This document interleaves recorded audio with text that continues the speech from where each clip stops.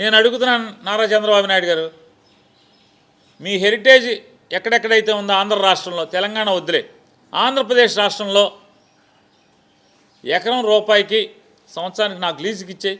66 ఏళ్ళకి నేను నడిపి మళ్ళీ 66 ఏళ్ళ తర్వాత మీ దేవాంశకో లేదా దేవాంశ కొడుకు అప్పచెప్తాను. నేను మా మనవడో మా ముని మనవడు ఎవడో ఒకటి అప్పచెప్తాం, మాకు ఇచ్చేయి. ఇస్తారా అని అడుగుతున్నాను. ఎవరు, ఎందుకు ఎవరు? మీరు కాక అంటే మీ తత్వం ఎట్లా ఉంటుందంటే గాలిలో మేడలు కడతాం, లేదా పిట్టల ద్వారా కబుర్లు చెప్పటం, అసాధ్యాన్ని సాధ్యమవుతుందనేది మాటల్లో ఓకదంపుడు ఉపన్యాసాల్లో చెప్పటం. మొన్న ఏం చెప్తున్నారు, ఈ డాక్టర్లకి ఏం తెలుసాయా, ఏఐకి తెలుసు అంటే. ఏఐ ఏంటి? డాక్టర్లు ఇచ్చినటువంటి సమాచారంతో ఒక నాలెడ్జ్ హబ్గా అంటే లేదా ఒక డేటా సెంటర్గా తయారై నువ్వేమన్నా ప్రశ్న కొడితే దాంట్లోంచి అవన్నీ కలగలిపి దాంట్లోంచి ఏముందో అది తీసుకొచ్చిస్తుంది. దానికిను డాక్టర్ ఒకటే. నేను అడుగుతున్నాను నారా చంద్రబాబు నాయుడు గారు, మీకు జ్వరం వస్తే, మీకు సుస్థి వచ్చినప్పుడల్లా మీరు కంప్యూటర్ దగ్గర కూర్చుని కొట్టుకోకుండా నాగేశ్వర రెడ్డి గారు హాస్పిటల్కి పరిగెత్తుకు ఎందుకు వెళ్తున్నారు అని అడుగుతున్నా. లేదు ఇవన్నీ వద్దు, మీ జిల్లానే కదా, చిత్తూరు గవర్నమెంట్ హాస్పిటల్ని ప్రైవేట్గా ఇచ్చారు కదా 2015 సంవత్సరంలో. మీరు గబాలన చిత్తూరు గవర్నమెంట్ హాస్పిటల్కి ఎందుకు వెళ్ళి వైద్యం చేయించుకోవట్లేదు? మీరు చెప్తున్నారు కదా గవర్నమెంట్ కన్నా అద్భుతంగా నడుపుతారు ప్రైవేట్ వాళ్ళని, మరి చిత్తూరు హాస్పిటల్కి ఎందుకు వెళ్తలే? ఇంతవరకు ఒక్కరోజన్నా 2015 నుంచి ఇవాళ దాకా ఒక్కరోజన్నా చిత్తూరు హాస్పిటల్కి వెళ్ళి ఒక బిళ్ళ ఏమైనా వేసుకున్నారా? మీరు ఒక ఇంజక్షన్ చేయించుకున్నారా? అక్కడ ఏం జరుగుతుందో కనుక్కున్నారా? ఆయన మాట్లాడతాడు, మీకేం అమాయకంగా మాట్లాడబాకండి, విలేకరులు మీకేం చేత కాదు, మీకేం తెలీదు, ఫీజులన్నీ అలాగే ఉంటాయి, సీట్లు పెరుగుతాయి, ఫీజులు అలాగే ఉంటాయి అంట. ఎందుకు ఈ పాపం మాటలు? చిత్తూరులో అపోలో హాస్పిటల్లో ఎక్కడన్నా ఫీజులు లేకుండా వైద్యం జరుగుతుందా? లేదా సీట్లు ఫ్రీగా ఏమైనా ఇస్తున్నారా? 15,000 రూపాయలు వాళ్ళ గవర్నమెంట్ మెడికల్ కాలేజీలో సంవత్సరానికి ఒక పిల్లోడు చదువుకుంటే fees, scanning free, MRI free, రక్త పరీక్షల ఫ్రీ.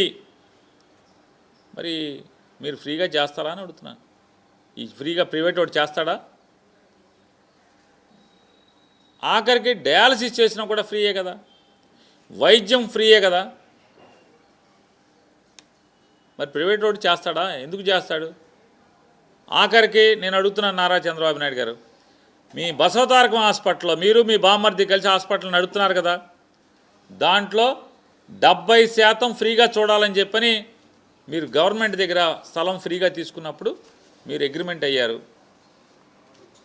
మీరు ఫ్రీగా ఎవరికన్నా ఒక్కడికన్నా మీరు చెప్పండి, పలానోడు ఈ ఆంధ్ర రాష్ట్రంలో ఒక్కడికన్నా బసవతారకం హాస్పిటల్లో ఫ్రీగా పనిచేశారని చెప్పండి. ఎవరికి పనిచేశారు?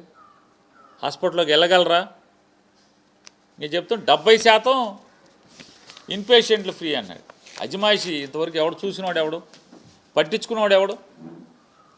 ఎక్కడ జరిగిందా అని అడుగుతున్నాను.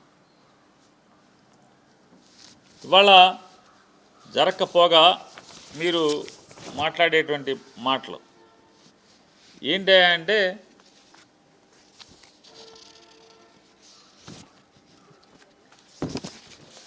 యూరియా వాడకం తగ్గిస్తే బస్తా 800కి ఇస్తా అంట. కలెక్టర్స్ కాన్ఫరెన్స్లో ఆయన మాట్లాడతాడు.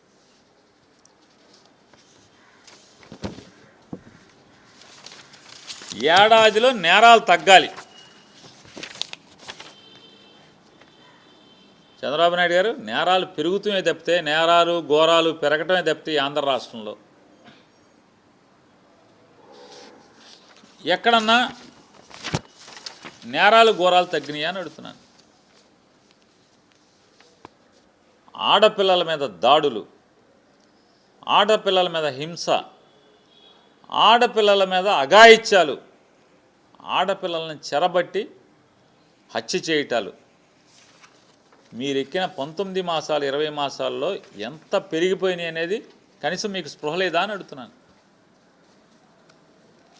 ఎప్పుడు నిరంతరం ఏదో అన్న సామెతగా వండితే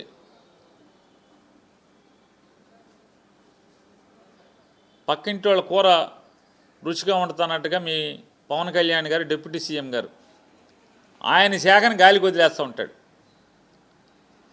ఉపాధి హామీలో 7-8 మాసాలుగా కూలీలకు డబ్బులు పడవు.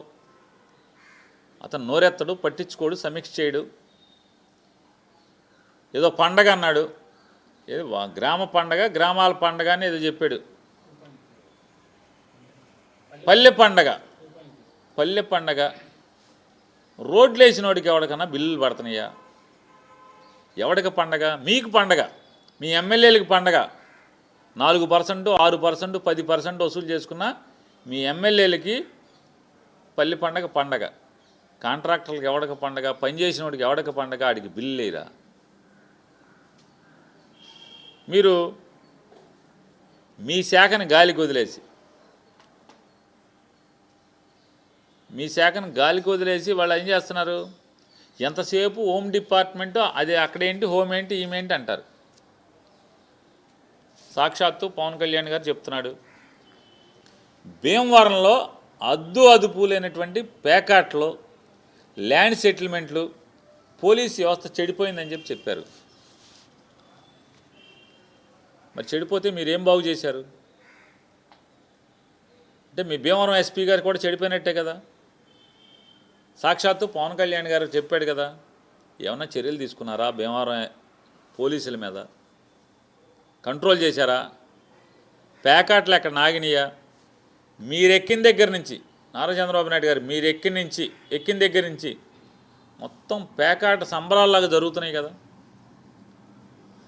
ఎక్కడన్నా పేకాట ఆగిందా? మావుళ్ళు తీసుకుంటున్నారు, స్టేషన్ మావుళ్ళు, ఎమ్మెల్యేల మావుళ్ళు, టీడీపీ కార్యకర్తల మావుళ్ళు, అంటే వార్డు ఇన్ఛార్జా, గ్రామం ఇన్ఛార్జా మావుళ్ళు.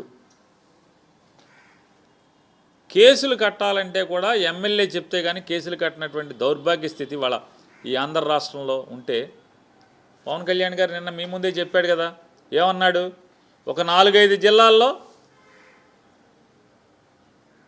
రెవెన్యూ వ్యవస్థలో, అధికార యంత్రాంగంలో, పోలీసు వ్యవస్థలో రాజకీయ ప్రమేయం విపరీతంగా పెరిగిపోయింది, లా అండ్ ఆర్డర్ కంట్రోల్లో ఉండలేదని చెప్పని పవన్ కళ్యాణ్ గారు నిన్న మాట్లాడాడు కదా కలెక్టర్స్ కాన్ఫరెన్స్లో. ఇప్పటికి పవన్ కళ్యాణ్ గారు ఎన్నిసార్లు మాట్లాడాడు?